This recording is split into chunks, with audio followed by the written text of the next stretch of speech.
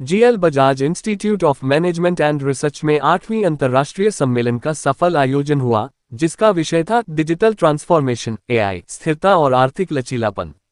Delhi university और Malaysia के सनवे business school के सहयोग से यह आयोजन हुआ, जिसमें प्रमुख वक्ताओं ने डिजिटल युग के महत्व पर चर्चा की।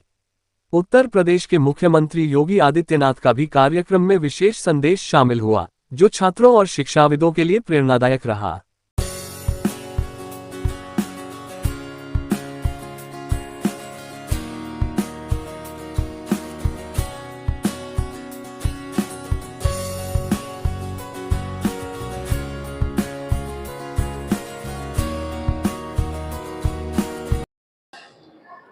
अभी हमारे साथ हैं डॉक्टर सपना राकेश, आप डायरेक्टर हैं जीएल बजाज इंस्टीट्यूट मैनेजमेंट की।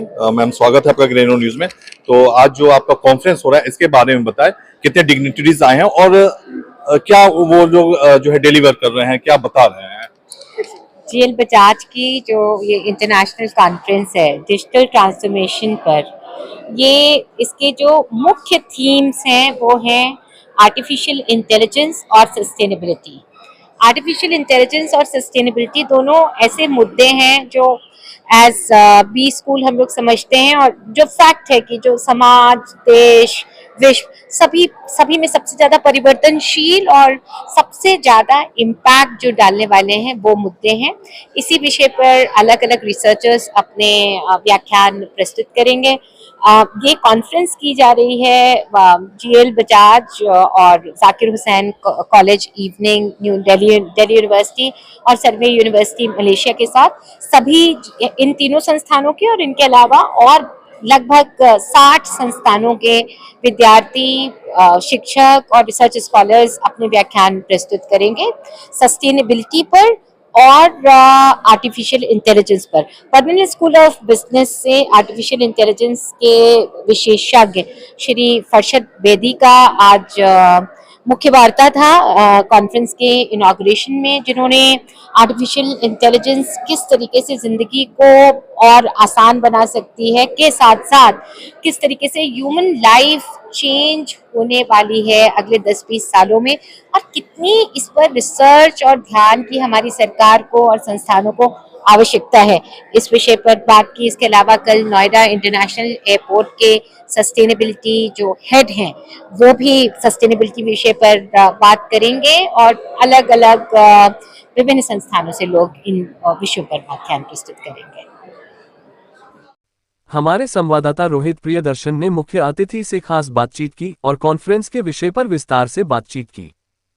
नमस्कार दोस्तों, स्वागत है आपका ग्रेनो न्यूज में। मैं हूं रोहित प्रियदर्शन। इस वक्त हमें ग्रेटर नोएडा के GL Bajaj institute of management में, और यहाँ पे एक कॉन्फ्रेंस का आयोजन हो रहा है, 8 इंटरनेशनल कॉन्फ्रेंस। जो विषय है वो है डिजिटल ट्रांसफॉर्मेशन इन बिजनेस। और अभी हमारे साथ डॉक्टर अयंगर हैं, डायरेक्टर हैं आप JBIMS मुंबई से। आप एज ए चीफ गेस्ट यहाँ पे आप शिरकत कर रहे हैं। डॉक्टर अयंगर, स्वागत है आपका ग्रेनो न्यूज में। नमस्ते।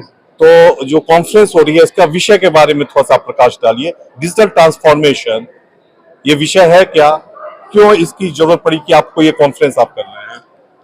It's a pleasure to be here for this conference. There are 8 international conferences on digital transformation in business. Today, every business is transformed to digital platform. Today, the competition also changed. The unconventional business model to today's business may not be relevant to doing business for tomorrow.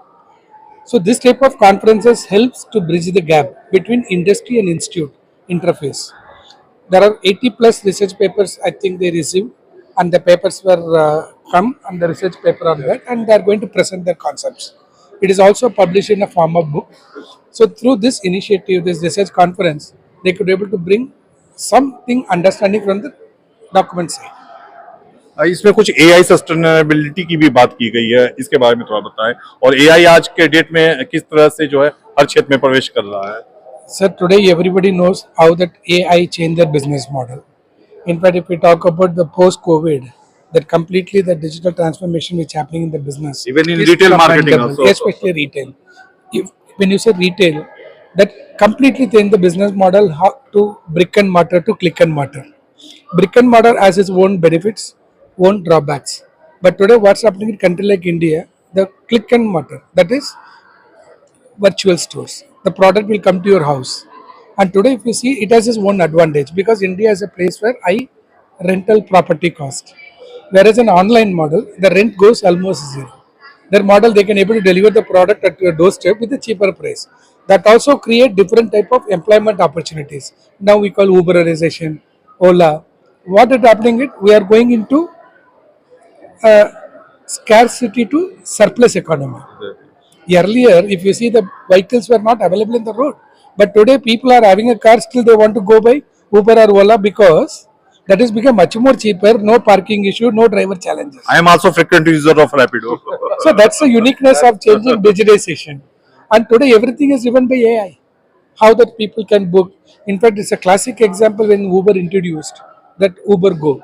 4 people traveling to 4 different locations, and driver doesn't know who is the passenger, passenger doesn't know who is the driver, both the people doesn't know who is the co-passenger.